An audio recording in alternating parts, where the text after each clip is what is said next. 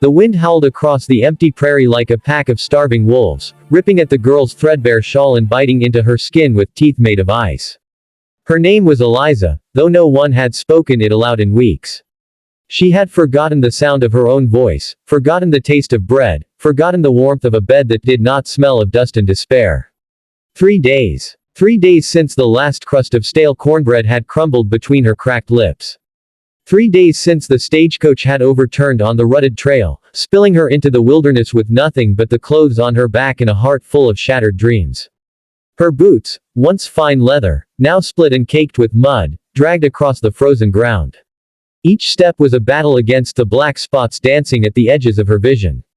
The ranch house appeared like a mirage on the horizon, a low, sprawling structure of weathered timber, smoke curling from its stone chimney like a promise of mercy. Eliza fixed her eyes on that smoke. It was the only thing keeping her upright. She had been walking since dawn, following the faint trail that snaked through the sagebrush. Her stomach twisted with hunger so fierce it felt like a living thing clawing at her insides. Her lips were split and bleeding. Her fingers, numb from the cold, clutched the frayed edges of her shawl as if it could shield her from the world's cruelty. She had left St. Louis with a ticket to a new life, a promise of marriage to a man she had never met. The stagecoach driver had called him respectable. The letter in her pocket, now crumpled and illegible, had called him kind. But the coach had broken an axle, the horses had bolted, and the other passengers had scattered like leaves in a storm.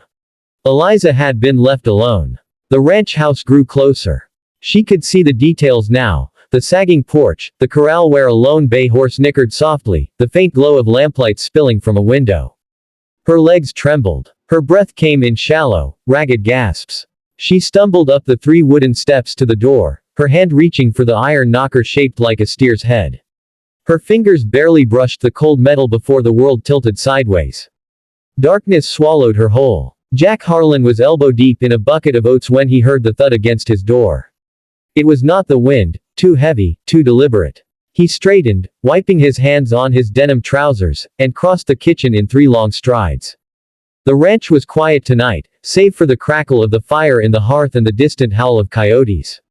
He had been alone for so long that any sound out of the ordinary set his nerves on edge. He opened the door, and there she was. A girl, no, a woman, though she looked half dead, lay crumpled on his porch like a discarded rag doll. Her dark hair spilled across the boards, tangled with dust and twigs.